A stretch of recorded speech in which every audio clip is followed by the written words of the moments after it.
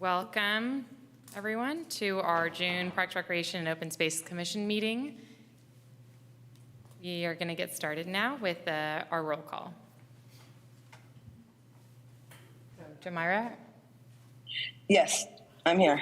Hi, we're so glad that you're able to be on. Of course. Commissioner Abbott? Here. Commissioner Chan? Here. Commissioner Martin? Here. And Chair Sandberg? Here. Thank you. Thank you, Jamira. Now we're going to go into our land acknowledgement. The City of Albany recognizes that we occupy the land originally protected by the Confederated Villages of Lejeune. We acknowledge the genocide that took place on these lands and must make strides to repay the moral debt that is owed to this indigenous people, specifically the Ohlone tribe. We thank them for their contributions, which have transformed our community and will continue to bring forth growth and unity. The City of Albany commits to sustaining ongoing relationships with the tribe and together build a better future for all that now make this their home. We'll move now into our approval of the May minutes. I'm happy to move that we approve the minutes from the May meeting. I'll second. Okay. Commissioner Abbott? Any discussion? Yes, any just, Yeah, sorry. I'm not sure if I'm allowed to vote if I Always- wasn't there, right? We don't have a quorum. Is he allowed to vote? Yeah. Is he a voting member? why isn't he allowed I to think he's a vote? voting member. I wasn't present at the last meeting. Oh, no, it's okay. Oh, okay, that's No, fine. you can approve the minutes even if you, yeah. It's fine then. Okay. Commissioner Abbott? Yes. Commissioner Chan? Yes. Commissioner Martin? Yes. And Chair Sandberg? Yes. Perfect. Thank you. Okay, approval of minutes passes. Thank you. We'll go now into public comment. Are there any people from the public desiring to make a comment on an item that is not on the agenda? This is limited to up to 3 minutes, and the Brown Act limits the Commission's ability to take and/or discuss items that are not on the agenda. Therefore, such items may be referred to staff for comment or to a future agenda. Do we have any comments online or any hands raised online? I'm not seeing any hands raised online for this public comment. Okay. Thank you. So now to announcements. I think it was kind of a big week, so I'm sure there's a lot to report on. First we'll go to commissioners for any announcements, reports, or updates. Just want to mention that this Saturday, it's a Saturday rather than a Sunday, is Summer on Solano. It's one of the quarterly events put on by Solano Association. There'll be music, kids' activities, and a lot of vendors, or a number of vendors, but a lot of merchants on the avenue offering special deals and entertainment. So noon to 5, and then Cars and Coffee returns to Solano Sunday morning from 8 to 10. It's a lot of fun, very low key, some really nice cars. It's a fun. Sorry, where does that start? So that is 8 to 10 on Sunday morning, Father's Day, for dads like autos like myself. And it's based around Signal Coffee, which is kind of a little beyond half. I'm not actually technically sure it's in, I know. Yeah. but it stretches, so it's certainly, yeah. Okay. Thanks for that. Any other commissioner announcements? Okay, I'll share a couple. I guess I'll leave the pickle one for you, Mark, maybe, but that was certainly a really excellent event from my perspective. Big congratulations to the city, and I think the work that's happened between the commission and the city to make that happen over the years. Another thing that came to mind, I believe at the last meeting we might have not announced the actual project that was funded through sugar tax and beverage. Are you going to speak to that? Okay. And will you also speak to the Albany Bulb a little bit, if possible, please? I can touch on that. Yeah. Okay. That's all from me then. Sure thing. Jamira, do you have some, or? I do have a few announcements, but you can go first and I can go after you. Sure thing. So on sugar sweetened beverage, we were going to give an update. I was out at the last meeting. So the council selected 2 of the projects. It was the drinking fountain at the pickleball courts and the inclusive swings. Unfortunately, there's not enough funding to cover all of this. In fact, I think there's not even enough funding to cover the crossing guard contract. So I've been asked to try to find funding for those two items in our operations budget. So we're looking into that for FY25. My sense is, which starts in July, so my sense is we'll be able to work it in. I just don't know exactly what shape it's going to take right now. And then the Albany Bulb, I'm sure you've heard it in the news. We got some information that there's some alum mud that's been potentially disposed of there. The history of it's not very clear, so we're doing some investigation work. We're planning to do an initial survey later this month. We're still trying to line out the schedule, where it will likely be next week or the following week. And then that would roll into, depending on the results of that, would roll into further investigations. We have a lot of information up on our website, so that's the place to see, everything that we know about is posted there at this point. And that's the alum mud that, I think it was the LA Times reported that this company in Richmond had disposed of a bunch of different things, mostly Richmond and I forget where else, but there was some chance that some of it ended up in the Albany Bulb and Berkeley's, what's now Cesar Chavez Park, and that it has some radioactive element to it, so that's something the city's looking into? Yeah, and so we have posted, I believe, so the LA Times was, I think, the first article, but there's been multiple articles, Chronicle, Mercury, all the local areas, news outlets. We've posted all of those, as well as our work plan, the letters we received from the water board, so everything we have there describing what we know about it is there. I'm just curious, is that falling mostly on Public Works, or what department for the city is that falling on? Yeah. Everything falls on Public Works. Okay. Yeah, no, so Public Works, we do have, yes. Parks and Rec over there is not very happy that you said Part that. of Public Works, we have the maintenance side and park side, which you guys deal with. But then we also have a regulatory side that deals with the stormwater management plans, anything dealing with the water board. Obviously, we get lots of support with community development. But it's the nuts and bolts, managing contracts and comes through Public Works. But my understanding is the city council approved a contract for a consultant Right. to actually do the work. Yeah, so it's a consultant's doing the work. There's a consultant team that will do the investigations, write reports, submit to the water board, get further direction, and then further sampling if needed. Thank you for that update. Are there any more announcements on your end? I think Jamira, maybe? Over to Jamira now. Jamira, do you have any Okay. announcements? Okay. Yes. Okay, we have a few announcements, starting with Boheme Out of the Box. The San Francisco Opera is coming to Albany with a free outdoor mobile stage performance of Boheme Out of the Box. Mark your calendars for Thursday, June 27th at 1 p.m. and head on over to Solano Ave at Evelyn Avenue for this memorable afternoon. Attendees are encouraged to purchase lunch at one of the local restaurants and join the performance in the closed street intersection for a unique lunchtime experience.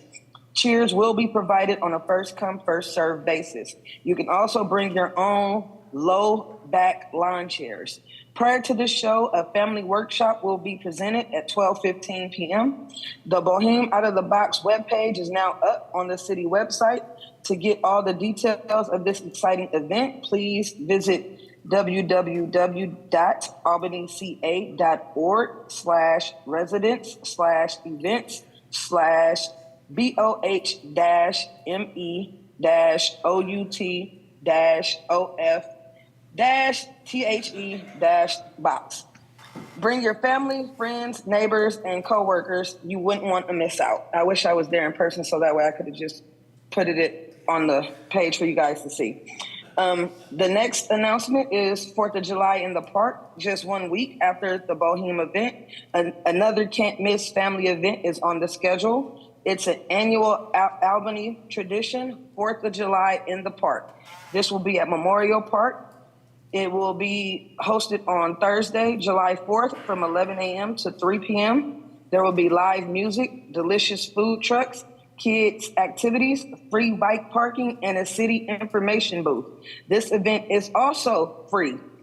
It too has a webpage on the city website where you can get all the details for this event. www.albanyca.org/residents/4th of July. And my final announcement, Friendship Club and Contract Class Summer Camps. Summer camps started this week and are off to a roaring start. This week's camps were at full capacity, but there is limited space for the remainder of the summer. Give your child a summer to remember.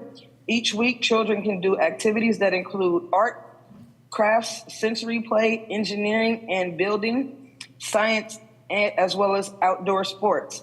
At the Friendship Club Summer Camp, children will go on a weekly walking field trip to local parks and the Albany Aquatic Center for a pool day fun. Spots are filling fast, so sign up today. For more information on any of these programs or facility rental opportunities, contact the Recreation and Community Services Department at 510-524-9283. Thank you. Actually, one, Thanks, Shamira. And over to Brian. yeah, one more sort of local event is that was the Golden Gate Fields. So talking about the bulb, Golden Gate Fields had its last day of racing this last Sunday, and according to news reporting, the company that owns it is kind of winding things down and having some auction in early August, but I think this means in our July meeting, we're going to decide what to do with the property. Is that right? No, I think it's just We're going to do it right here. No. So, but in any event, people should stay tuned, and it's going to be an incredibly long process, I'm sure, and but a public one as well. Okay. Okay, that concludes our announcements portion. So now we're going to hand it over to our city's Recreation and Community Services Supervisor, Joy White, for a presentation on how to use the new pickleball courts and reserve them, and how to use them when there are no reservations. Thanks, Joy. Hello. Mark, can you pull up the city website? Yeah, hold on. I almost have it here.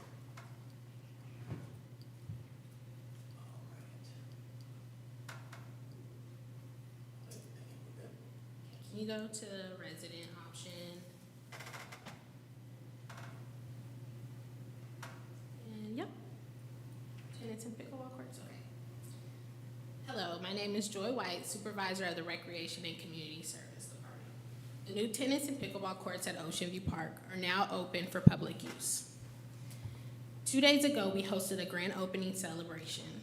Over 50 guests attending, including city council members, Rose commissioners, the community, and of course, very enthusiastic pickleball players. There was an interactive prize table, fresh popcorn, and a ceremony where the mayor and the pros chair spoke, followed by open play. The courts were jam-packed with excitement. We were also appreciative of the attendees at the event. This project began with our Parks Master Plan, a tremendous amount of work from this commission, and a project ran magnificently by Public Works Department, especially Project Manager Andrew Sterling. Thank you to all.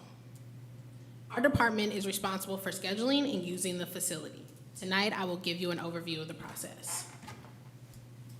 The operating hours at the Ocean View Pickleball tennis courts are from 8 a.m. to 10 p.m. There was a new set of LED lights put in, and there is a code on site for people to use, and the lights are free. Reservations can be made through our website, which I'll show you in a little bit, but if no reservations are made, it's on a first-come, first-served basis.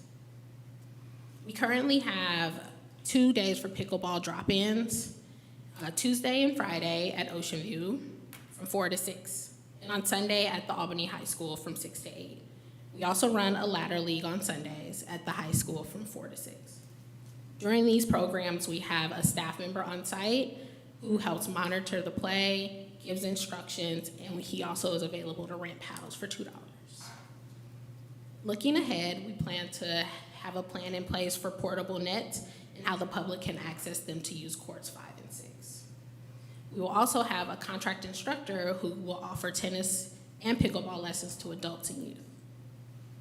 Here's how to register. Mark, can you please scroll down a bit for me? On our page, there's an option for court reservations. So you would click there. You click the register here. This is our registration page. You'll see, this is where you pretty much make reservations for anything, but as you scroll down, you will see an option for pickleball courts, or pickleball reservations. You click in there. This is the page that gives you all the pickleball courts. If you would like to change the date, there's an option on the left-hand side for the date, and it brings up a calendar. You select any date. You need to scroll all the way down.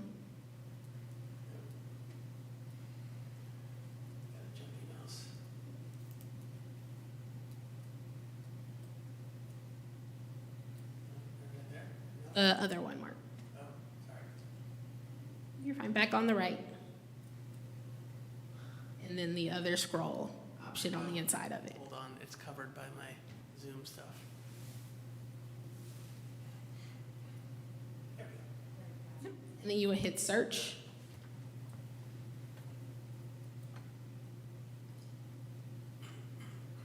And it takes you to the date you select. You can click multiple times, multiple court options, whichever ones you choose to have. If you see a gray area, that means that's already reserved. And so then you would just select a time block. They're in 30-minute increments. And then you scroll down. On the further one. And then you add it to your cart. And you either have you create an account or you have one and you log in and it'll take you straight to the shopping cart. Are there any questions? Is there a limit on how many you can order, you can reserve in a row or something? No. And could somebody go in and reserve a block and then offer paid lessons? It's not encouraged. Not encouraged. I know that was one of the places where people could offer tennis lessons and charge. I just wondered if that was, So we recommend that they call us in order to do multiple blocks like that. okay. Where is that recommendation coming from right now? Like, is it on? So it's on our website Okay. for any instructor pay, even, so we encourage you to call us, we'll make those reservations and we have an instructor rate. And what's the price again, like for each half hour on each court? It's $9.50 per hour, Per hour. so it's $4.75 for half hour. Okay.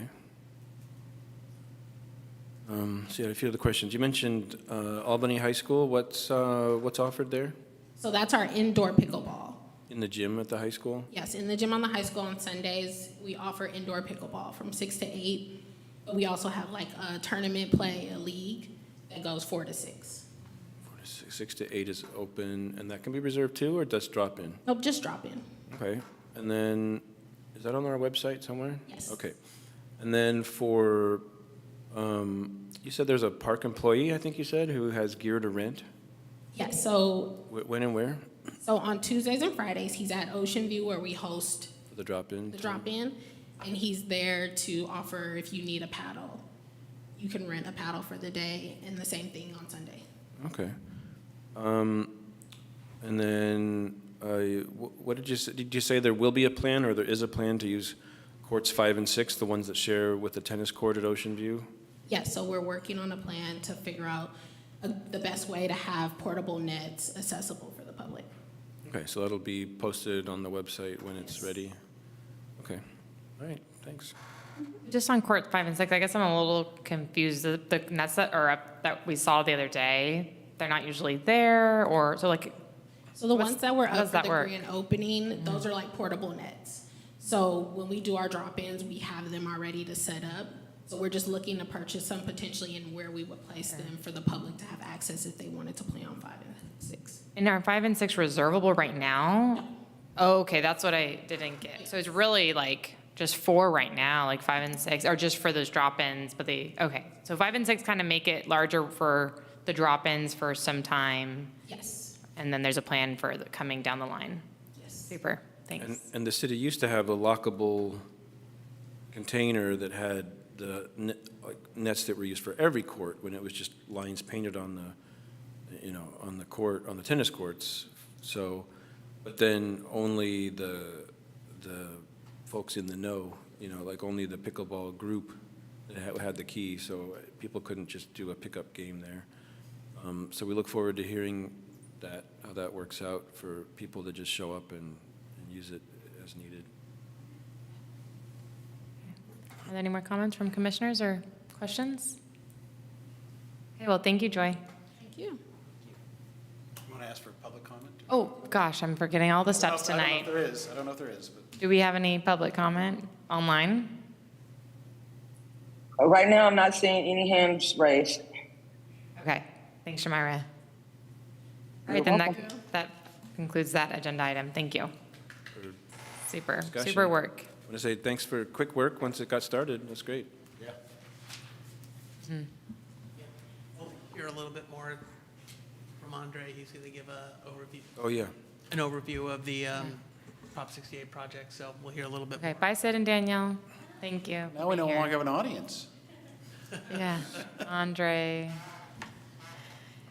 Okay, so we'll move now into our presentation from the project manager, Andre Sterling, on improvements at Ocean View Park. So the pickleball conversion, Peggy Thompson Pierce Street Park, access and landscape improvements, and the dog park and pedestrian lighting improvements at Memorial Park.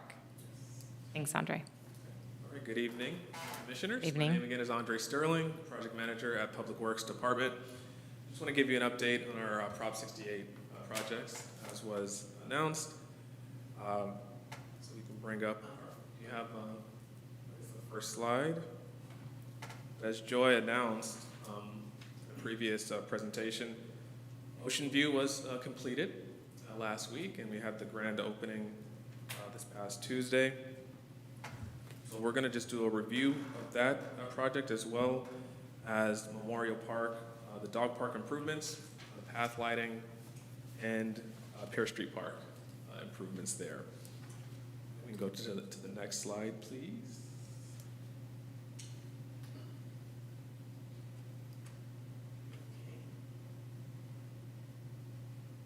Yeah, so we're just going to talk about 3 of those sites that you see there.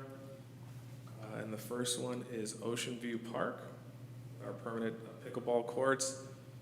Of course, you know the history better than I do, but this goes back to before 2015, where the pickleball community was lobbying for pickleball courts.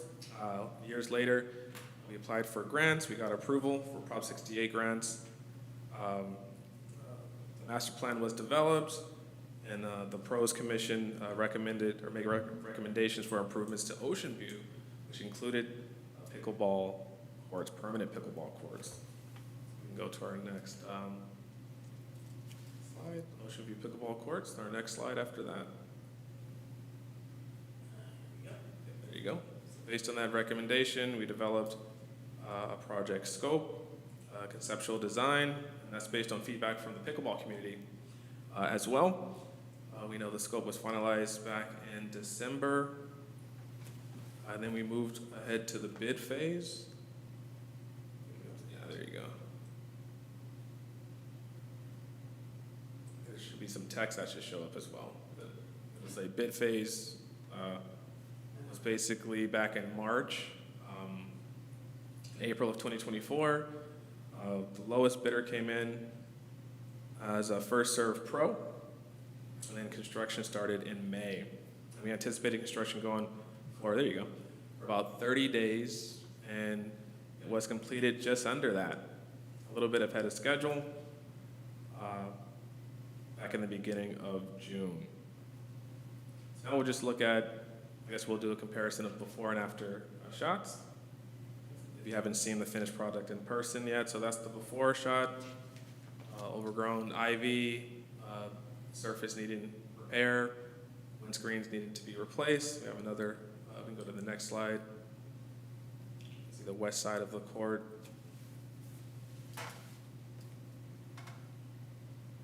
And then the next slide, please. So that's the after, with the permanent pickleball courts completely resurfaced. We have the pole padding that was installed with new windscreen.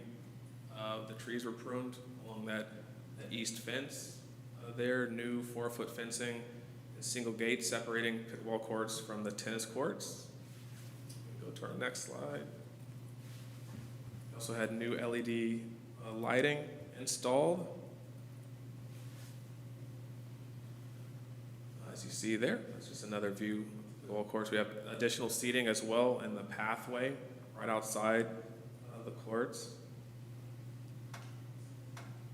We can go to our next slide, showing the tennis court as well, with their additional 2 pickleball courts overlaid. So we do have a total of 6 courts, and as Rex and Community Services mentioned, we're working on scheduling for those 2 additional courts. We have some more shots. I think we have some aerial shots there as well. The contractor did a nice job matching our design based on your recommendations. A couple more aerial shots and a night shot as well.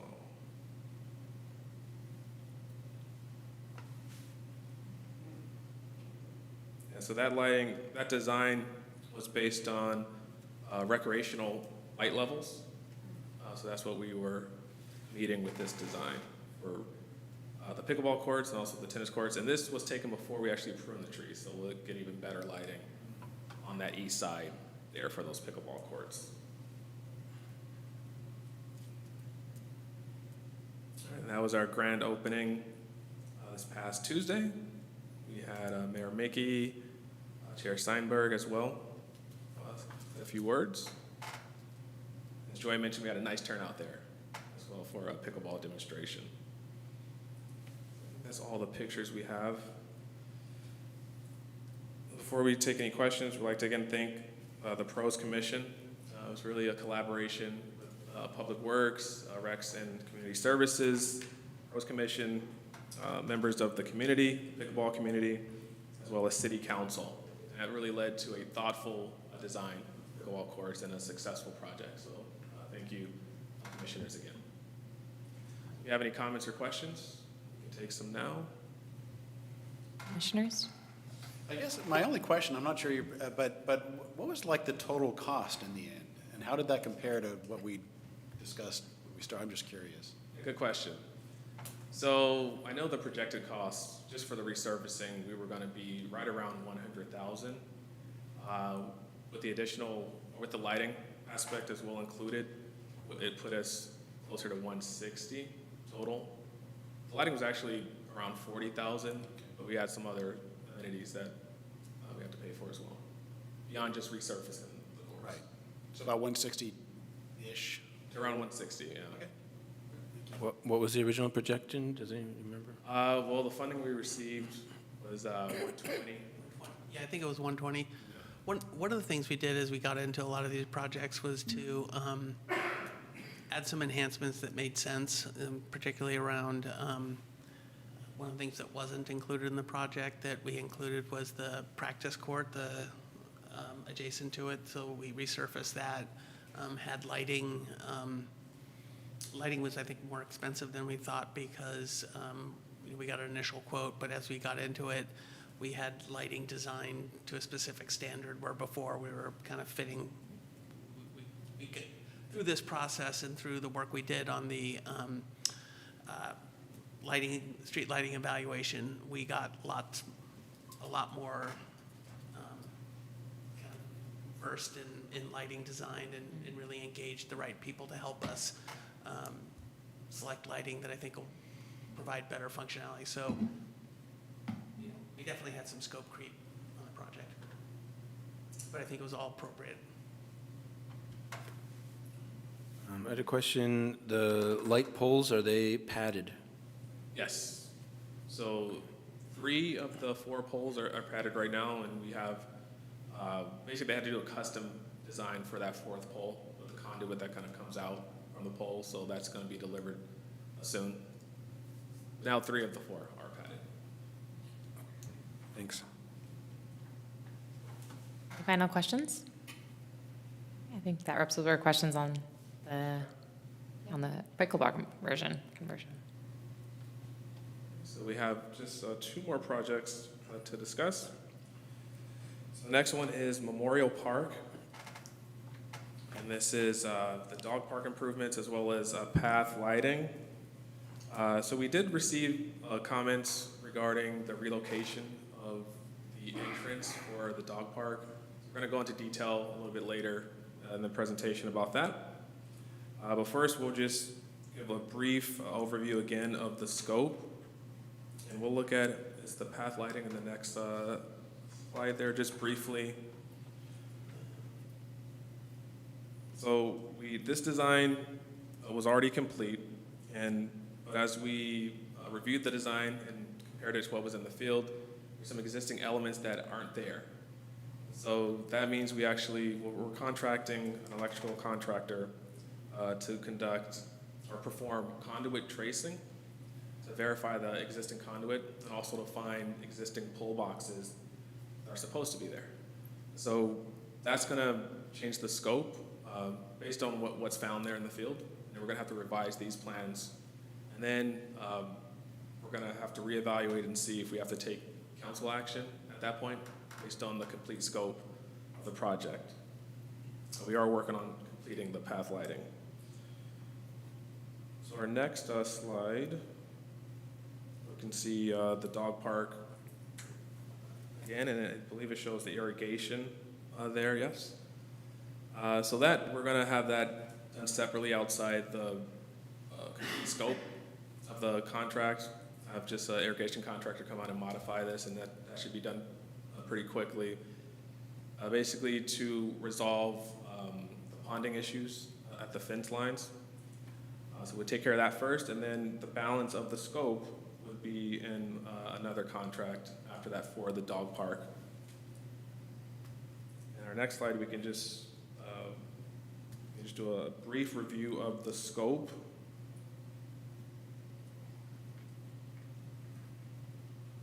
So we see there, again, we're going to add seating in the main area of the dog park, additional trees. We're going to extend that concrete pad out another 4 feet by the scout bench. New entrance, again, relocated to the concession area with the holding airlock for the dogs to come in. And then some other amenities. That's a problem. And we have French drain as well to help with the flooding in that area, and then the small dog area with seating, fencing there based on the recommendations of the Pros Commission. We can look at some before pictures there, as well as extending that sidewalk there on Carmel. And that's where the new entrance is going to go, as you see in the next slide with the concept design. With the bottle filler as well, and we're going to have protective netting because it's adjacent to a ball field. Along with more receptacles. On our next slide, you'll see the fence that runs along the ball field there.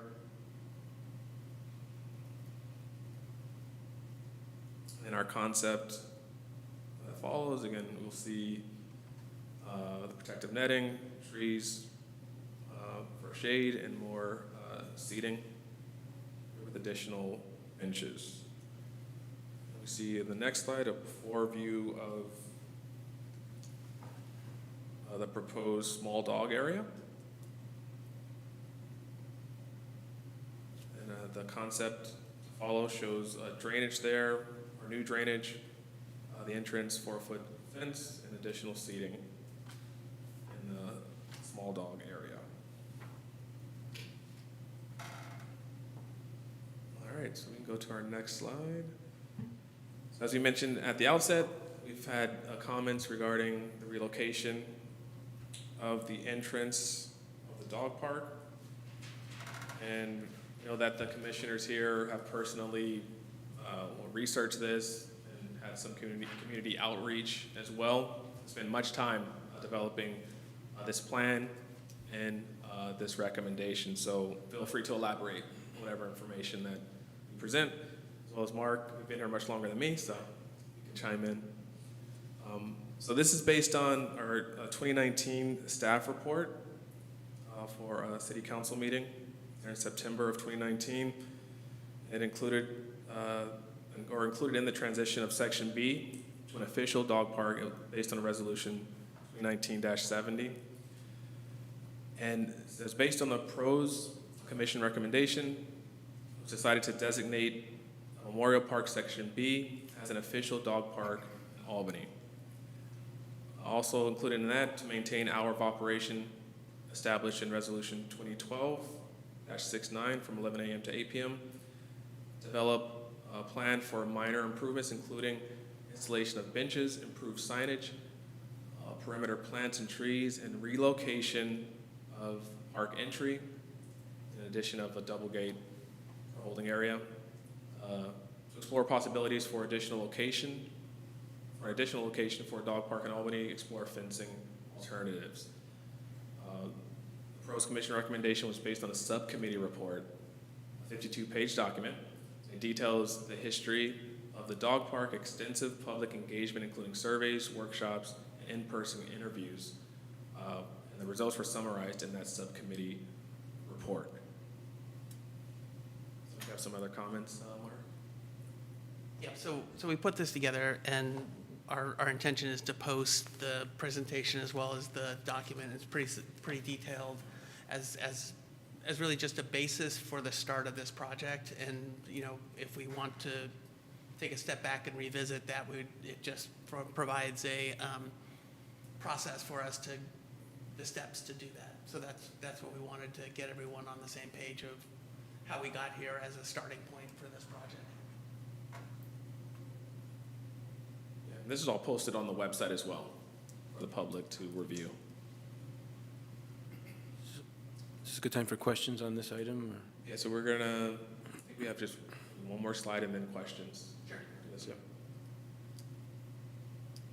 can open it up to discussion. So this is just a projected timeline. So we're hoping to send out an RFP later this month for bid, and then award the contract by July, hopefully start construction in August, and completed construction at some point in the fall, if nothing changes. So we can open it up for questions or comments. Okay, we'll start with questions or comments from the commission. Well, my question was going to be the timeline, and so I appreciate that you had that ready to go. And A good question. I did have one question. Could you clarify with the lighting? Am I correct that the basic idea is that the lighting plan was made, and then when people went out to look for, is the infrastructure there to just set this up, it wasn't there, and so now there may need to be new wiring done, that it would be an added cost? Is that my? So, Yes. yeah, basically, that's the, the history. This plan has been, like a number of our projects, has been in process for a number of years. Very long time. And it was designed trying to leverage conduits that were placed previously. And we had the impression that all of this was verified. And so when we went out starting to verify, there's large sections of it that aren't in place. So the lights themselves will be in the same locations. We're just going to have to put conduits in to get to there. And in some level, the conduits are going to be more direct, because we were using a network of conduits. We were thinking we were using a network of conduits that was much larger and wasn't as direct routes. So we need to wrap our heads around what that cost is going to be, and what's the most efficient routing that we can for the conduits. So we're, as Andre said, we're engaging electrical contractor to confirm what we think is the case, and then that'll provide a basis for developing the design and filling in the gaps of the conduits. Okay. All right.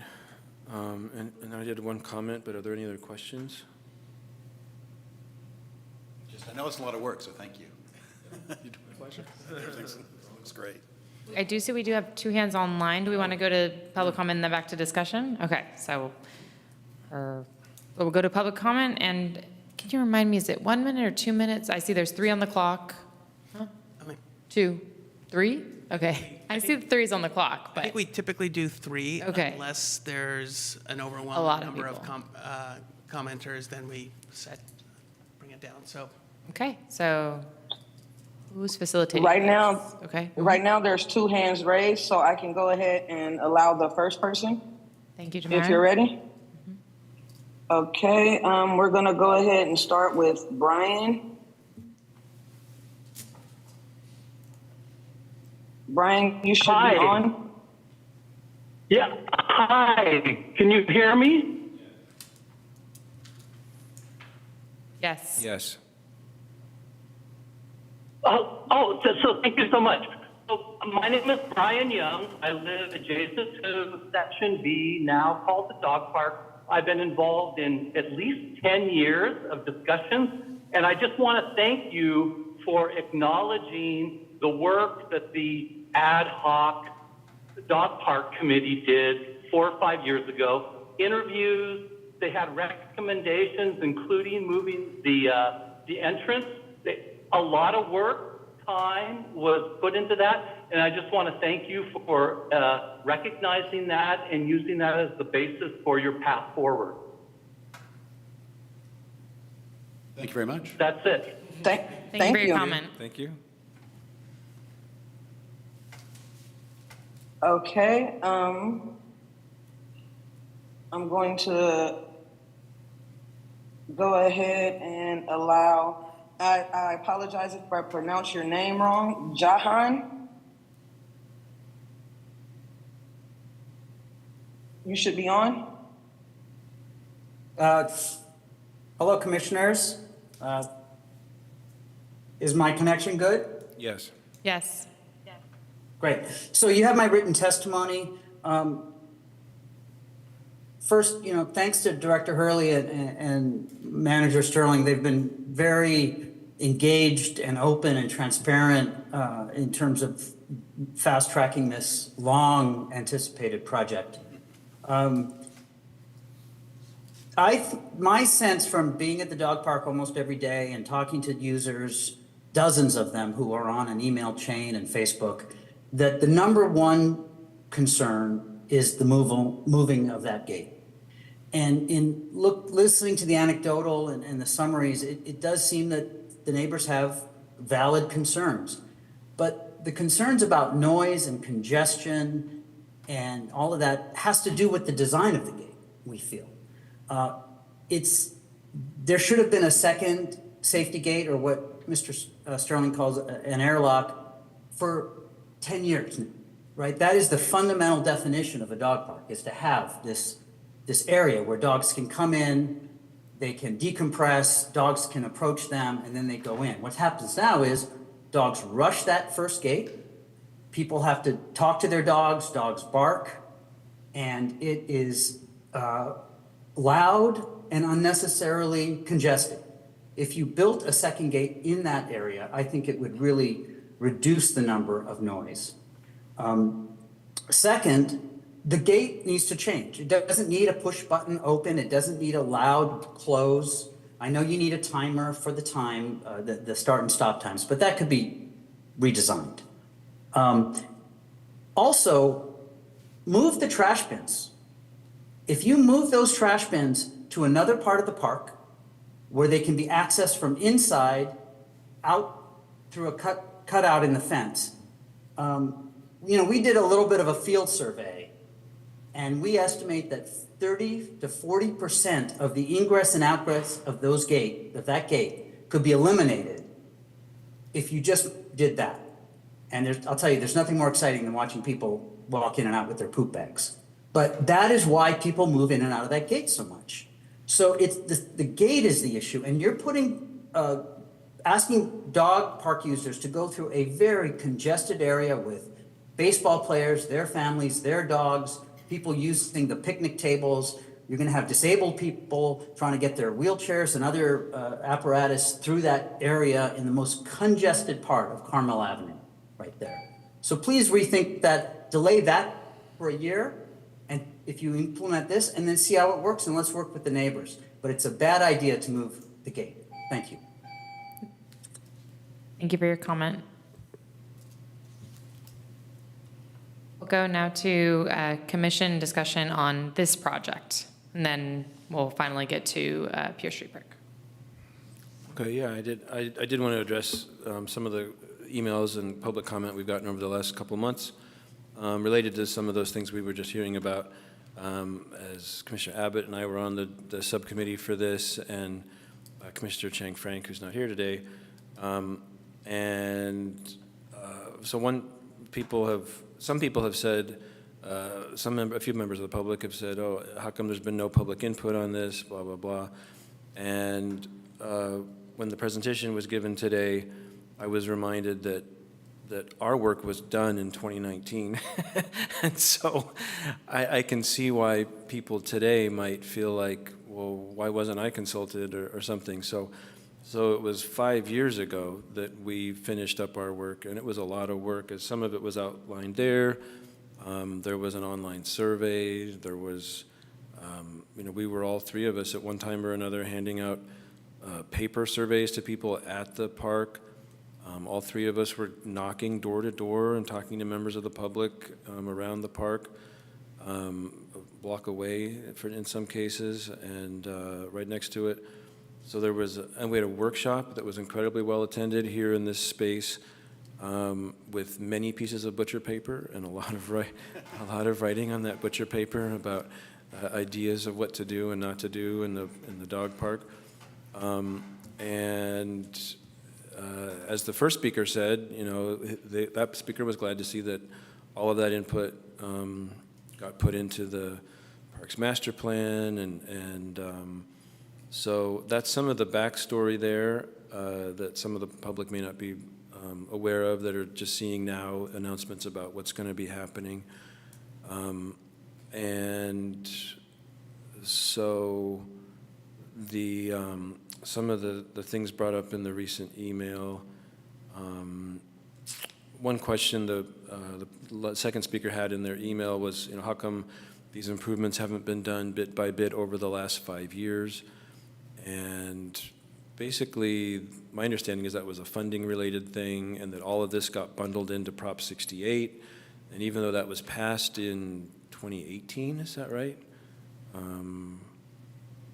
That the projects are just now getting, the pickleball court's one of those Prop 68 funded things, so all of these things are just finally happening a lot with your work to really get things put together and moving.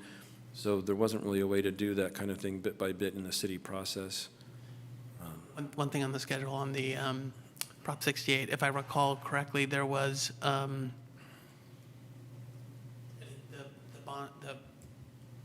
Prop 68 was passed in 2018, I think, but the various pieces of it and the piece that we're accessing, I think the proposals for them were due 2020. It was some years after. So yeah, and that was folded into our Parks Master Plan process. I think it came in about that same time. And there was a deadline that we made, but it was close to the deadline, and then the ball could actually start rolling to put things together, and we didn't have the personnel apparently to. But yet one thing, so in any event, so that hopefully answers some of what people were wondering about. As far as the gate goes, we thought of a lot of ideas. I think there are pros and cons of making any change, and I think this will be good on the whole, and that's what I have to say. So, if I may, what would be involved in keeping the gate where it is and putting a double door there? Would that have to go all the way back through all design? Would that be a huge lift, or is it just a tweak? So it's more than a tweak. I think because this is so baked into transitioning that's from Section B to official dog park that was included in a council direction, we would have to, if we were going to change that, we'd have to take a step back, probably agendize this at the commission level to make a recommendation to council to then change, and then we can start our work.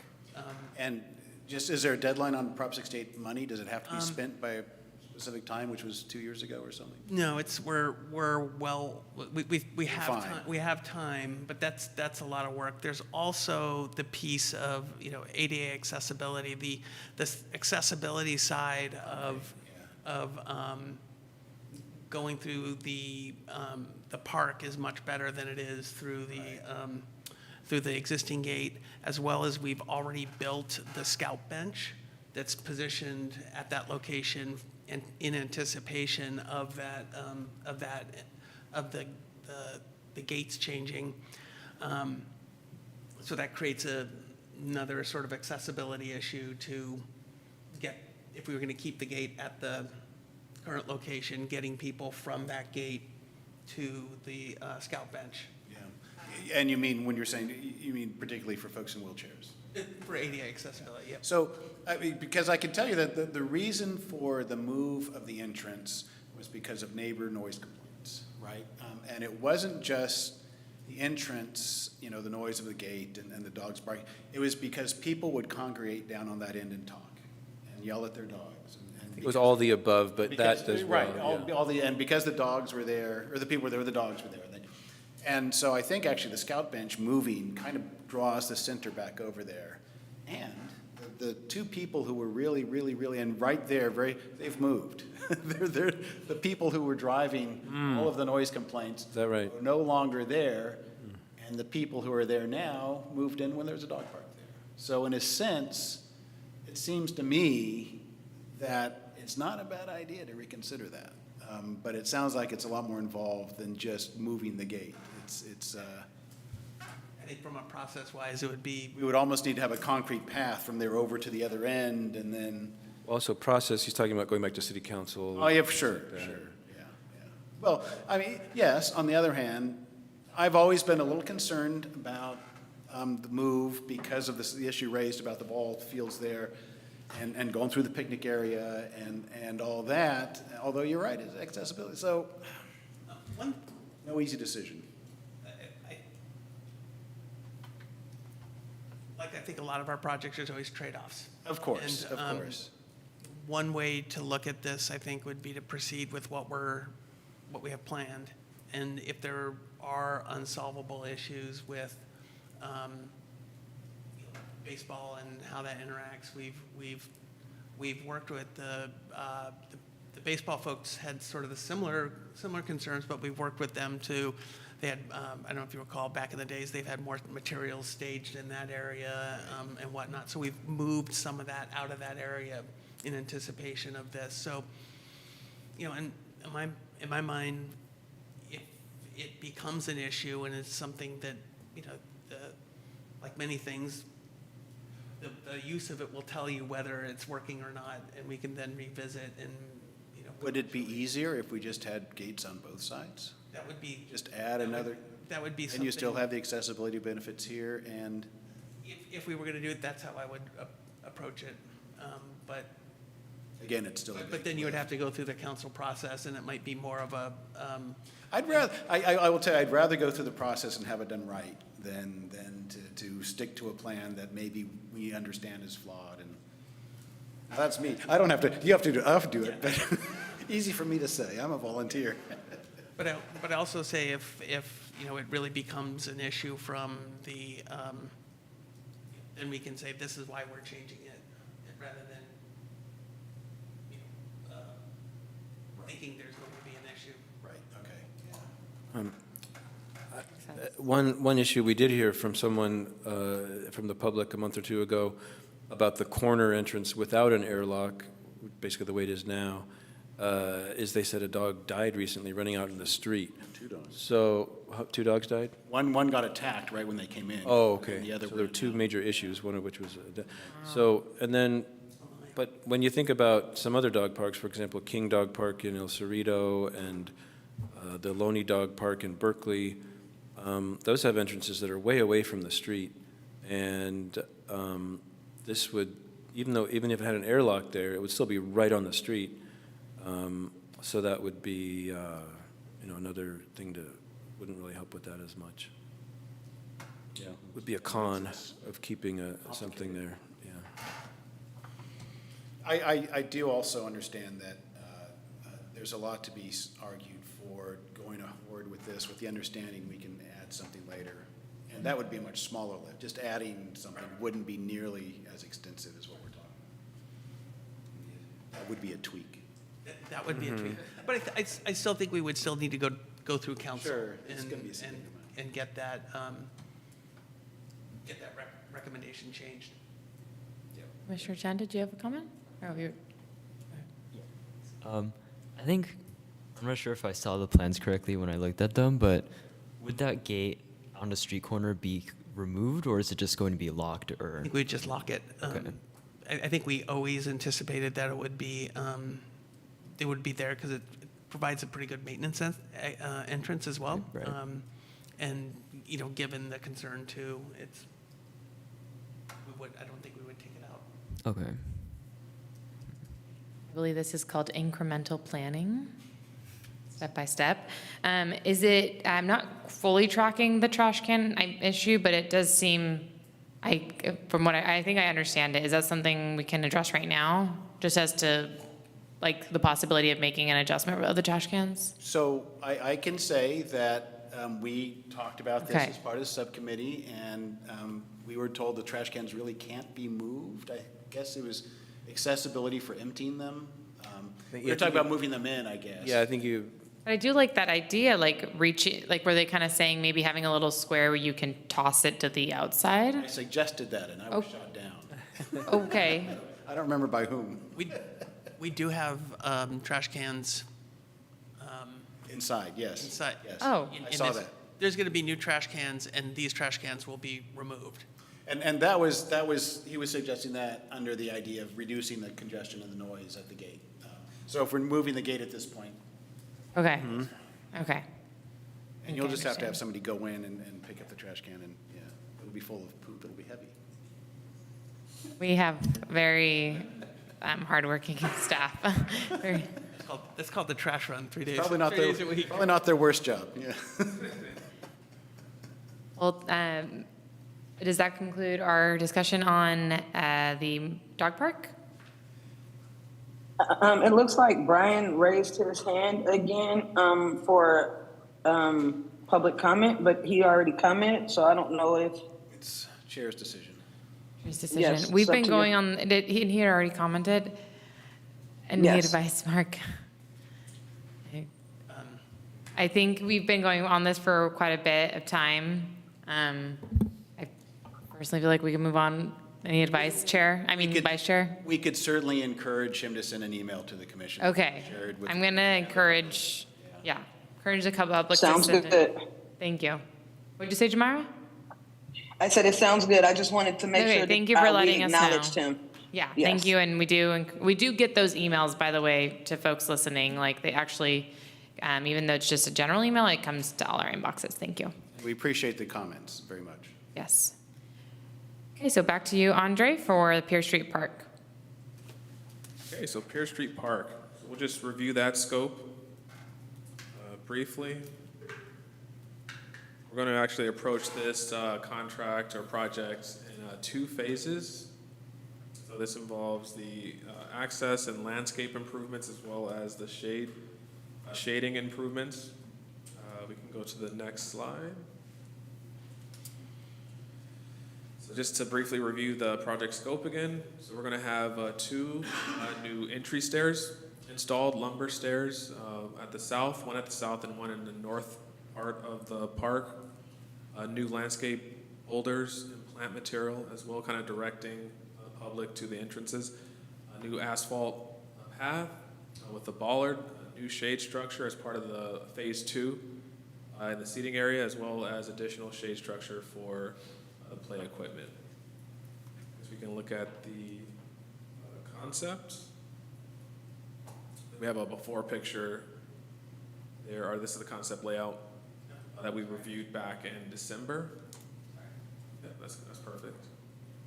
Again, showing the new entrances there, on the south, one on the north, and the ADA asphalt path as well, on the north area of the park. And then the shade improvements, again, as part of phase 2. It'll be over the seating area that's inside of the playground area, and then one over all of the play equipment. So we can go to our next slide.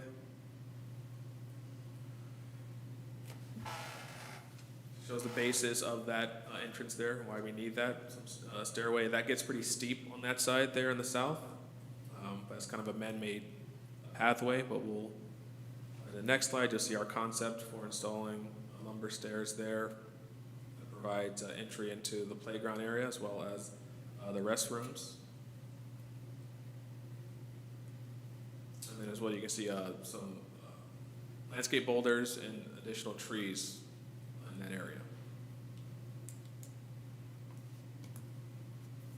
That's the northern side or slope there, park. And the next slide, you see the concepts showing the lumber stairs, railing, as well as the asphalt path, and with some additional trees and landscape boulders there. Next shot just shows, it's a bird's eye view. Showing our concept. And I think we mentioned this at the last meeting in December, that we can actually, the plan is to do a custom design for the shading there for phase 2. Work with the contractor to provide that. This is just basically just a basic overview so we can see what it looks like. It'll actually fit the footprint of the safety surface in the playground. All right, so this is our schedule. We're projecting to send out an RFP for the first initial phase in July and awarding the contract in the fall, starting construction in October, and then completing both phases potentially by early 2025. So our next step regarding Prop 68 projects involve Jules Terrace Park, as well as Dartmouth Tot Lot. So smaller projects, but after we complete these first 3, we're going to look at shade improvements there in Terrace Park, as well as new signage there for dog amenities, and seating improvements for the Tot Lot. Actually, once we go out and survey the site, we'll present a detailed scope, project scope for both sites to the Pros Commission. Any questions? Questions from commissioners? That ends my presentation. No. Thank you, Andre. Yes. I'll go first then. So I understand that, I guess for the Pierce Street Park, those 2 stairways, I think it was like, Mark, you were saying there was like some kind of concern about the southern stairway. I guess that has been resolved, or? Yeah, so there was a relocation of a water service to the bath restroom facility. It previously came up through the Saha project, the affordable housing apartments. And so we brought it down the stairs, down kind of the paralleling, but Andre, and there's also an electrical line in that area. So Andre's coordinated the location of that plus the electrical line. So I think we're good now. Okay, thank you. Yeah, and then I guess for I was wondering, like on the north side, there's that looping asphalt path that's there currently. Was that plan chosen just because for grade or like access or? So Yeah, I wasn't involved. I obviously. believe that was. So there's probably a couple of things. There's probably a design element, but there's also definitely a grade element of needing to meet ADA requirements. You can't have a slope greater than a certain amount, and so you need to get a windy path to catch grade. So even with this new path, that old path would still be like, I guess, a lower grade? Okay, okay. Thank you. and as somebody who was involved in that and really can't understand why we did it that way and not had another entrance, but that was there partly to meet the bike lane that is ultimately to go around the back. So you would come down there and it would connect and kind of split off. That was the other part. And slope is also an element there. Absolutely, and on that note, I believe Monday's council meeting will have a grant application to go for planning for that bike lane. So it's a bike lane that starts on Cleveland, comes up through the Saha project, then will connect up to what was rough graded in the Pierce Street Park project, and then we've got to integrate it back into Pierce near the condos.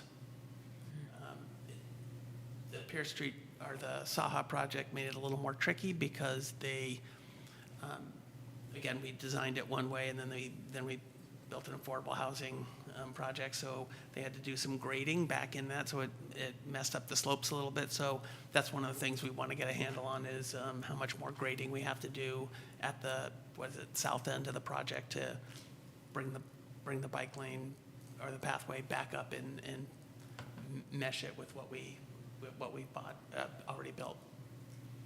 Will that be bike ped, or like how will, It'll be a bike ped. okay, so Yeah.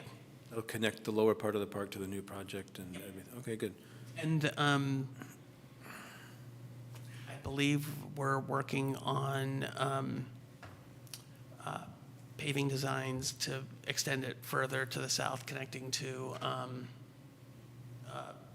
the Buchanan Bikeway. Let's see, then I had a few questions. One was the new trees at Pierce Street Park. What can be done to help them fare better than the ones that died when Pierce Street Park was opened? Trees have been a struggle through that area. There's really very poor soils. Some of them are doing well, and the ones that have died have been replaced repeatedly. And so it's one of those struggles. John's been trying different species, trying to find things that work well in that environment. Okay, so the species chosen, or there'll be an emphasis placed on robustness for that Yeah, area?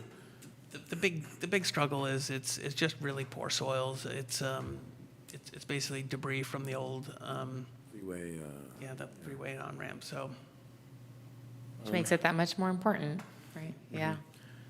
the new asphalt path, that's the one that kind of cuts the corner there.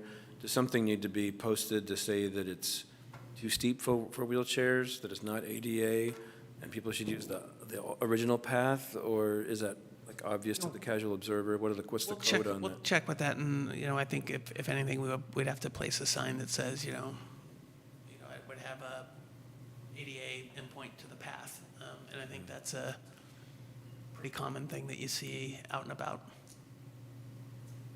We're going to work with an ADA consultant on that as well. Okay, good. I just had some comments for later. Let's see if we have anyone online. I did have Oh, yes. I was curious about the shade. Is that going to be a fabric shade, or do you know? Yeah, at this point, I think we're looking at vinyl material. I know it was brought up previously about planting trees, but again, as we discussed, and even in that area, we wouldn't be able to do that with the equipment there.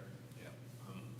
That's what we're projecting. So, I mean, what I'm thinking about is the cost of the custom shade and how that's going to be born again and again as we have to replace that shade, is what I'm thinking. So I'm just wondering if that's something you folks.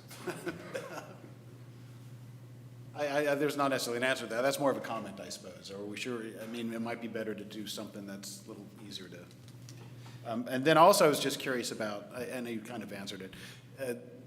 We don't really have a soil analysis yet, or is it just we just know stuff don't?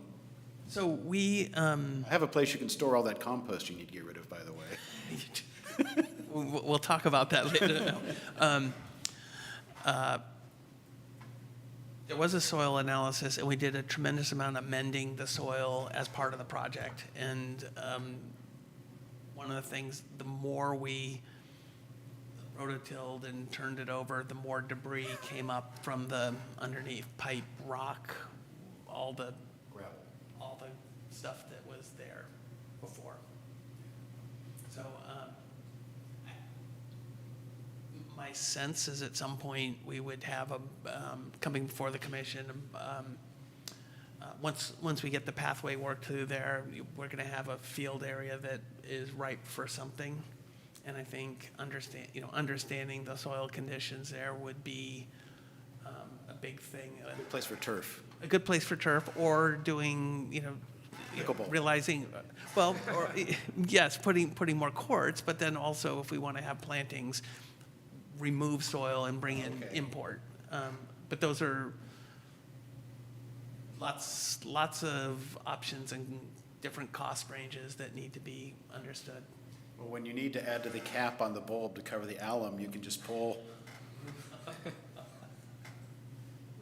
two birds, one stone. I think that's it for questions. Any further questions, Todd? That's getting off Commissioner topic. Todd? All right. Do we have any hands raised online? No hands raised online. Okay, thanks, Shamira. So that brings us to commission discussion on this project. Okay. Yeah, I wanted to say I was glad to see that those, the paths from the sidewalk from different locations have been put in there. I know for me, where I enter the park, I scramble down that super steep part that you showed as bald there on the slope. On Reddit, I follow a group called Desire Path, and people take pictures of things that look exactly like that. And sometimes people get excited because, wow, my city actually provided a paved path there or whatever. And so I'm really happy to see that the city is seeing that the people have voted with their feet, and that yeah, previously to really enter the park without trampling stuff, you had to go way to the north and then take that circuitous path. And so installing these shortcuts, these direct access options are great and much appreciated for the city to prioritize that. And then I'm also glad to see these improvements going into this park, which we, during the Prop 68 process, we found out was the only one that we can use 100% of the funds for, because it's the only park that's, for equity, it's the only park that's in I think a low income or low enough income neighborhood. All the other parks don't qualify for that. They're in higher income neighborhoods. And so the city can use some Prop 68 funds, but then has to pony up some of its general fund money or whatever fund money. So it's good to see that that park is getting some care, and we look forward to seeing what else can go there to help that part of town. And yeah.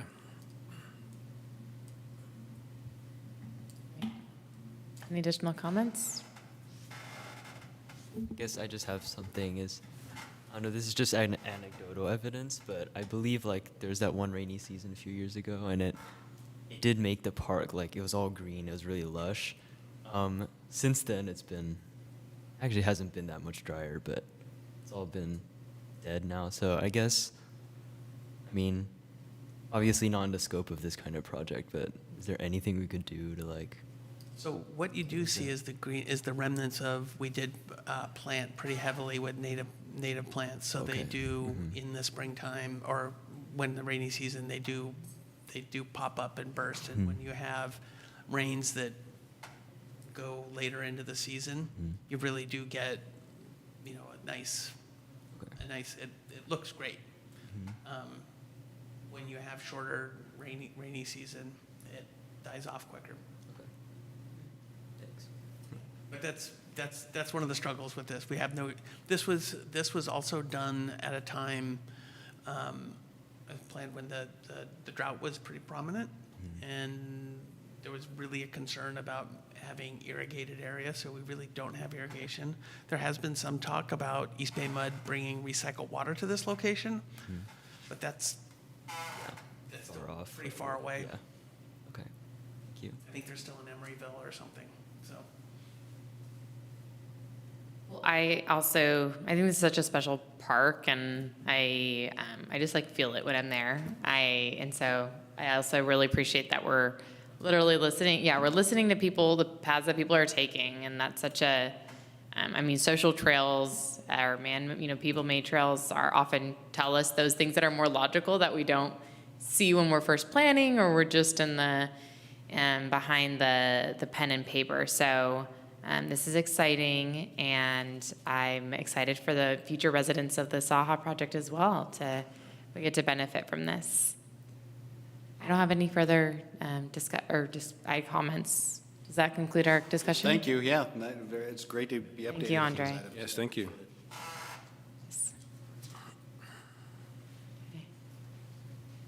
All right, well, some great presentations. Really appreciate it, Andre. And we'll move now into our, subcommittee report from the Albany Greenway Mini Park Subcommittee. So I'm very glad to be bringing forth a few recommendations, the high-level recommendations for the specific area that the gym equipment is located on, along the Albany, or on the Albany Greenway Mini Park, right? Is that what I'm not sure if that's the name. I just call it the gym area. Yeah, I don't think there's a really formal Okay. name for that location. Okay, so Commissioner Kent and OG have worked, everyone's worked really equally and hard to think together about these recommendations. And I would say, I wish if I had more time, I might have written a sentence here about what we're striving to accomplish here, which is a combination of relevant, so what we're seeing people are needing on the space, inclusive of diverse ages and abilities, so you'll see that here as well. And then just like maximum potential for activity and exercise in this space. So our top recommendations at this point, and what I propose, from my understanding of the process, hopefully this makes sense. Proposal would be that this is a near, or maybe in my mind this could be like our final list of recommendations, but coming back to the July meeting, it would be the final proposal. And so I don't know what the exact process at this point, but we're basically nearing the end of our research here, unless you want to send us back to researching. So maybe we could take this is exactly, I think, what we were looking for. This gives us a starting point, and July might be a little soon for us, but to kind of take this, develop it a little bit more, maybe get some cut sheets from different manufacturers of various things, and then come back and present a more detailed scope to say, we like this one, but not that one, these chairs, not that. The rubberized floor might be something we dig into and might come back and make a further decision on that, because that I think is a more costly type approach, and there might be, I've personally only seen those in playground areas that are more controlled, and so if it's not controlled and bicycles running over it, that it could deteriorate very quickly and so forth. So we might want to really understand if that would be a good surface at this location. Okay, so let me see. I'll share these. I'd like to just present them briefly. I hear what you're saying, and I think the point I really want to get to clearly is a point where we can really tell the public, hey, this is the meeting where, let's see, these are the near final recommendations, and just to make that really clear to the public before we, it's like a go ahead and find the vendors and whatnot. So a way to plan this would be us to take this and do some development of it. Yeah. Then have input, then bring to a second meeting where we can say this is where a decisional meeting. Okay, that sounds good. Yeah, and we have been collecting pictures, so I'm sorry they're not on here, but high-level needs, I think you might have heard this already at the last meeting, a pull-up bar, but there is a very simple structure that doubles as a pull-up bar with the hanging, kind of where you can put your arms and lift your legs. I really like that machine, but I'm seeing question list. It's got two sides to it. So you've got pull up on one side, and then you've got a different exercise you can do on the other side. So it's like a 2-in-1, probably not a lot of parts for that one. A stationary climber, this is something like a vertical walking climber. I'm not as familiar with the machine, but Martin has seen this quite a bit and recommends it.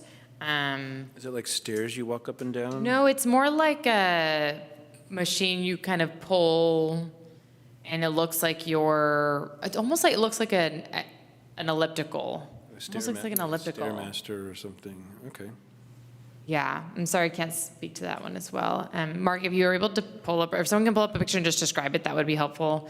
And then the last year, as far as equipment, 2 chairs. Especially Chris looked into was equipment that would be useful for people like I would call it lower impact exercise equipment.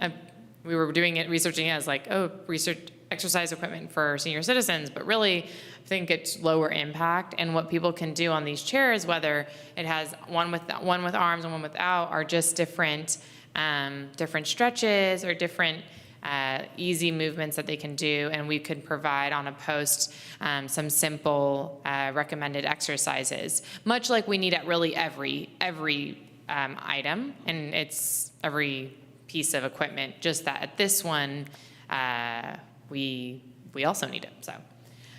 So those are the equipment recommendations, which is really, we're just talking 1, 2, and then like 2 small chairs maybe next to each other or something like that.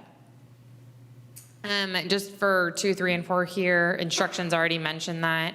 It looks like there used to be instructions. There's one that remains for one of the pieces, so just cleaning that up, getting it back up to usable, legible status.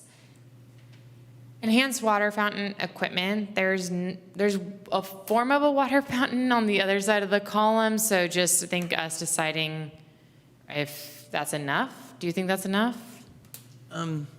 Or is there? I agree that it's probably not as functional as some of the other things, so this might be a good place to, it's kind of a cool little thing, so I wouldn't want to remove it, but maybe add a water bottle filling station or something. Yeah, on this side of the column, because the water filling station it's not even a water filling station. I think it's a water fountain. Almost looks like a bird bath or something. Yeah, I'm very nervous to use that. So No doubt the 60s, maybe the 70s. Yeah, it was very 60s and 70s. Yeah. Let's bring a modern day one to the other side. And then rubber floors, I really would be sad if we didn't, this is how people can do exercises that don't require the equipment. You can have groups doing a little bit of yoga or just, actually do push-ups, right? Because where else would you really do push-ups or sit-ups and other floor work? And so I hear bicycles this is gonna stop. This is it should be a very clear, I don't see bicycles zooming through the equipment area anyway. And maybe I have a different impression. Okay. I was thinking there's a very specific, the rubberized surfaces within playgrounds, those are fall protection, and there's a full, and they degrade pretty quickly. Okay, maybe something not as thick. Or maybe it's different. Different, okay, yeah. And I know you mentioned bicycles, but really this shouldn't be coming close to the greenway. This is still a few feet away from the greenway. So those are the proposed enhancements for the square that the equipment is on. And in that area, there might be some other, we see that parents or, adults tend to be doing exercises and their kids are kind of waiting. And so just child-friendly playing area, maybe a painted hopscotch. If you could scroll down, please.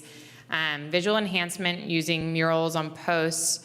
So possibly extending, the arts on the wall, art on walls can double with art commission projects. Stationary games, this is definitely a interest that's came up in the master plan, of course. But yeah, I think there's definitely space for ping pong table, for cornhole, I go into the UN Plaza most days in San Francisco for work, and I don't know if y'all have seen the concrete cornhole games there, concrete ping pong tables, and any other type of game that the senior center would really appreciate. I think there's a few pockets of space, but I do think that's outside of the scope of this project. Any questions about any of these items? I did, but you clarified a lot of them going through. Thank you. Okay, I'm glad. Yeah. And you don't feel like the grass is adequate for a surface for yoga or, I mean, it's not ideal, obviously, but I know it some. gets wet. Well, you really can't. I mean, what else? The dirt. I have to think about it. I don't think so, because you've got animals that are going through there. That's a good point. Yeah. So I guess I have a question. Yes. So, is I guess this proposal, would it be like the rubber flooring like under the exercise equipment, or like in that grassy area next to it? No, just under the exercise equipment. Okay. A flooring that makes it a little bit softer. I mean, we've got a dirt that's pretty uncomfortable if you sit, touch it. Like, that's not a comfortable dirt, right? It's a decomposed granite, so it's a typical pathway type treatment. Yeah. Yeah, I think if we look at quite a few other exercise equipments, we're going to see mostly like a padding, right? A form of a padding. Yeah. I think we'll probably maybe reach out to you and look at if you have Okay, pictures yeah, I've got of what you're pictures. looking at. We can- University Village, obviously San Francisco spaces. Yeah. Okay. Well, I think, if there's anything else. Oh, I think I saw some hands online, but anything else from the commission? All right. We can go to anyone online. I'm not seeing any hands raised online. Okay. Somebody has been raising on and off, so maybe we should give them a chance to try again. Yeah, that's a good point. There we go.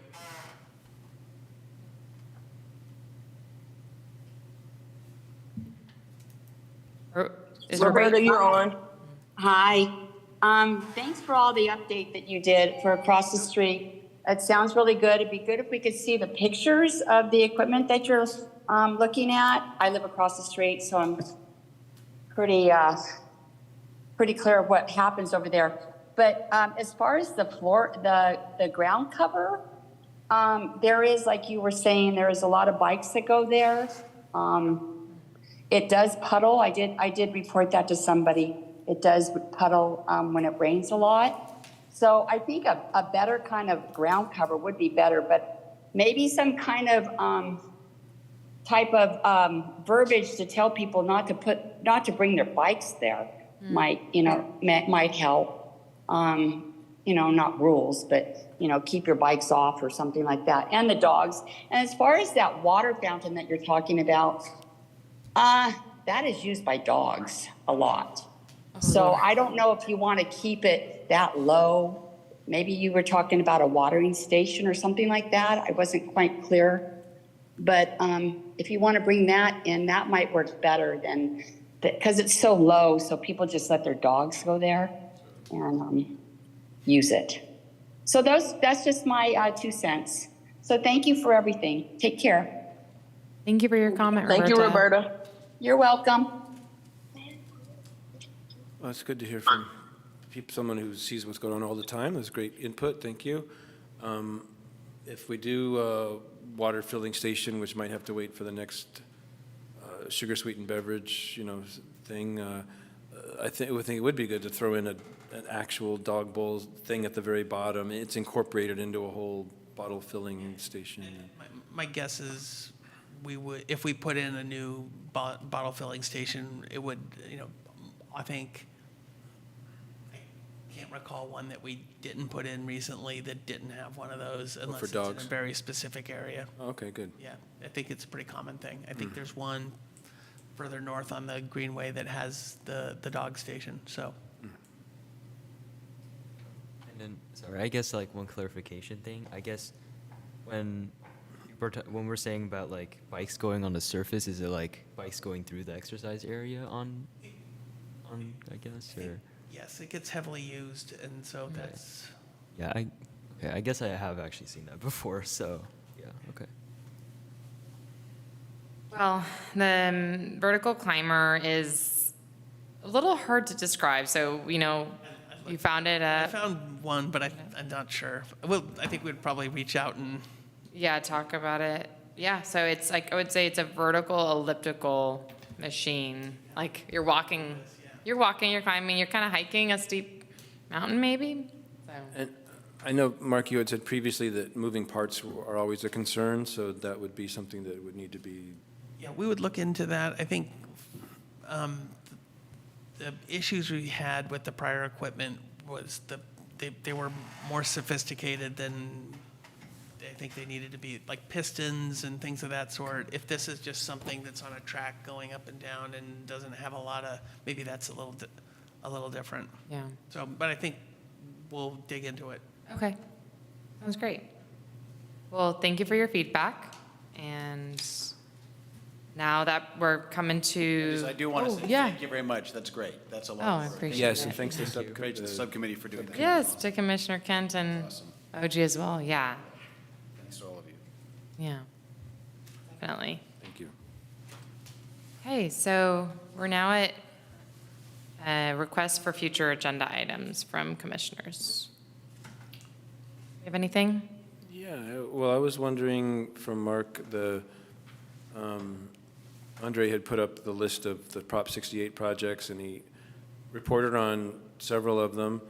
Are the other ones also being put forward, or are they waiting for these to finish and free up some Little of time? both, little of both. So we have he's also working on other projects throughout the city.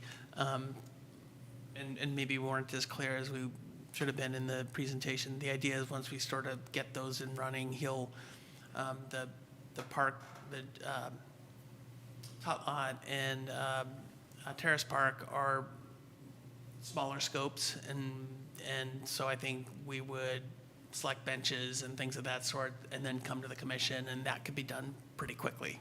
It's just freeing up some bandwidth for him to do that. So my guess is October-ish, we might have something for the commission to look at. Okay. And then Commissioner Chen, you have plan, are you going away for the fall? Are you here, or what's your future agenda item plan looking like? And congratulations on graduating high school, right? Yes, Yes, I thank mean, you you. did, right? Yes, okay, good. So I believe my term is ending in December if nothing changes, but, well, I'll be a student at Berkeley. I'm not sure if. Oh. I'm not really sure about like the legal aspects of. that kind You of would join thing. one of our city council members who's also a student at Berkeley. Commissioner Chen's wondering about his status as a student commissioner, right? Oh, would you be living in Berkeley or living at home? Yeah. And his Anyway, role you- as the He's specifically student. appointed to represent a high school student, so if he's no longer a high school student, he still fill that role. Oh, I right. think we reached out to the city clerk and clarified some of this, where as long as you can attend the meetings, that wouldn't be a problem from our side. My sense that there might be an issue with the school district and wanting to replace with another student, or they might want you to finish out your term because I think this is one of the struggles where the academic calendar doesn't match up perfectly with the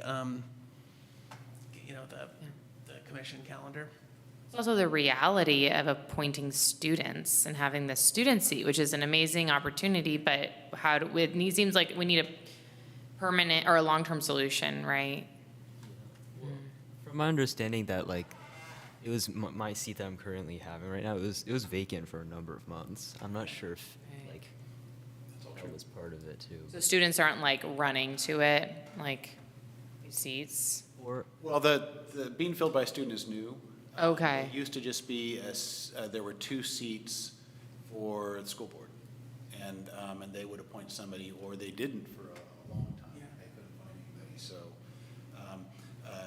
every commission, I think, now has a student. Is that, or maybe not planning, Like a parent and a student, something like that. something like that. I think there's like, yeah, most of them do, Most I of them believe, are yeah. required. There's actually two. And I don't know if it's required or just encouraged or something, but yeah. Anyway, Okay. I would say if you want to stay, stay until they tell you not to come, and we'll always welcome you. Thank you, yeah. I will say that I actually did apply for this position, like, okay. at least 6 months before I was actually appointed, so I don't believe there will be any students watching, but I hope they are. Make sure to apply for my seat when it comes open, so yeah, I'll spread the word among my channels too, but yeah. Super. And I guess you feel comfortable, I mean, you make this decision, but you're starting college, so you make your decision as far as your commitments as you start college. I have a question that is like, so that is a requesting agenda item question. Who would we talk to about the space between, and I'm not sure if this is City of Albany land, but the connection down into the trail, this is gonna be a really bad description, but it's like a social trail that shoots down into the other trail that goes over to the Bay Trail. Do you know what I'm talking about? It's like the loop and the loop and. Oh, so I'm getting tired, but it's, What part of the city is that? let me. I think I oh, know going to, on Buchanan right here, The freeway. where we crossing the, I think right, over the bridge. Instead of crossing the street, you can I think- go under the tunnel. I think we lovingly call part of that the road to nowhere. Oh, yeah. Can we, yeah, so how can we work on this direct path, pedestrian path? 'Cause I run on down it. Not only cyclists are on this path, right? So also pedestrians. Let me make How sure. can we we're- deal with that? Let me make sure we're talking about the same thing. Let me. I have in the past seen people basically walking in traffic with Target bags on the other side of the that bridge, because that's where you'd think there should be a sidewalk over there to go to that.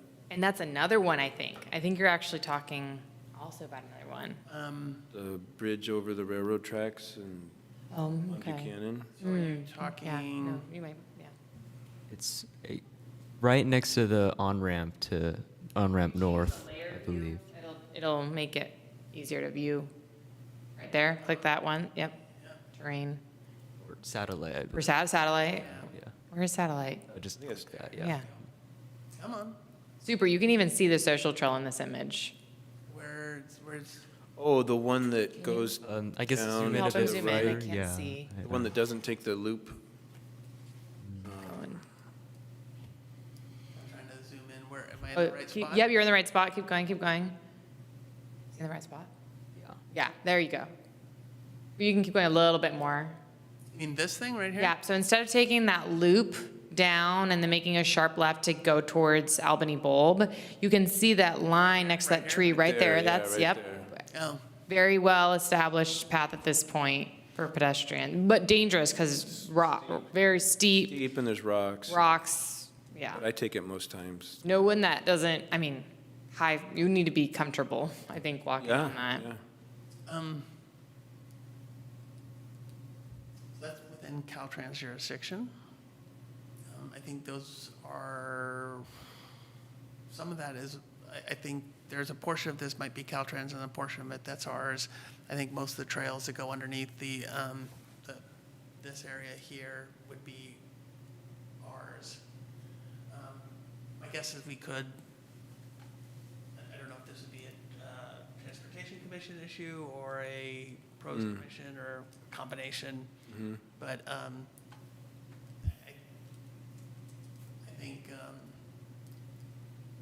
just trying to think of what the right forum is. And also, I've heard someone mention to me, like, can it be a Girl Scout project, like we did with the railing at the Albany Hill, so other, yeah. If the solution is to agendize it here, I mean, or request that it be agendized at transportation, either is fine with me, just what's the right move? suggest a city manager or something? Or? I'm not sure right now. Want to think about it? You think of, About it. yeah, that's fine. Maybe talk to the person the council member who appointed you to the commission and start on that end. By talking to Just them? talking to the council member for them to. Okay. Yeah? Okay. I imagine this would take more process than what we're doing at Pierce Street Park because it is in a Caltrans right-of-way. They're going to want more, Okay. more drawings and so forth. My solution is to put up a fence. What? We just said how it's nice to listen to people's It is, but routes. it's dangerous and steep, and if the scouts do it, you're opening up to liability. It seems like a lot.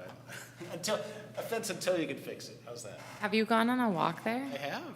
Okay. My dog has run me down that path, in fact. Okay. I'm just mean that the long way around Oh, yeah, is, that way too. that's the one I'm like, do I really have to walk all the way around here? That's also slope, yeah. Sure. Okay. Then that's, yeah, that brings us to the end of future agenda, or well, what are we, So yeah, I covering? do have a couple things Yeah. lined out for the July meeting. One, we have, Margot has 2 interns, and so we wanted to have the Albany Hill project, they're not ready, so they'll come in September. September is going to be a big meeting. It's going to have both the Albany Hill, likely the Albany Hill project, as well as the street tree management plan. So what we're planning, normally at that September meeting, we do Margot's interns to do an update, so we're moving that up. She has 2 interns who'll do an update on their work on Albany Hill. We also have our quarterly tree removal meeting, and I spoke with John, and we have at least 1 tree that's been requested, so we'll have that. And a reminder, no meeting in August. No meeting in August, but we do meet in July. So I think you're saying Margot's meeting with her interns will be maybe July. We're doing it in July. It used to be in September, Oh. so we're moving it up because September is going to be a packed meeting, and so, Eucalyptus trees will be on the agenda. correct. Okay. And one other thing I did mention, I think a couple meetings ago, that we were going to have our twice yearly maintenance update. We did have a staff change. Razu, who runs the maintenance side of things, is no longer with the city. He's chosen to kind of move his career in a different direction, new opportunity. And so going to put that on hold while we kind of settle things down and get someone and ramp them up. We're still going to push forward with all the SB 1383, all the things that we have in process, but it just don't have someone to give a presentation quite yet. That makes sense. And has his job been posted yet, or? No, one of the things I'm taking is, like with all the positions, we've been working through the Public Works Department of like, okay, what are we actually doing? Is this the right position that we want, and how do we want to tweak it, and so forth? So I'm going to do a little bit of that before we hire, but we want to get it filled pretty quickly. Makes sense. Okay. Well, thank you. That brings us to the close of our meeting. Our next meeting, as we already said, is July 11th at 7 p.m. And that brings us to the end of our meeting at 8:46 p.m. Thank you. Thank you.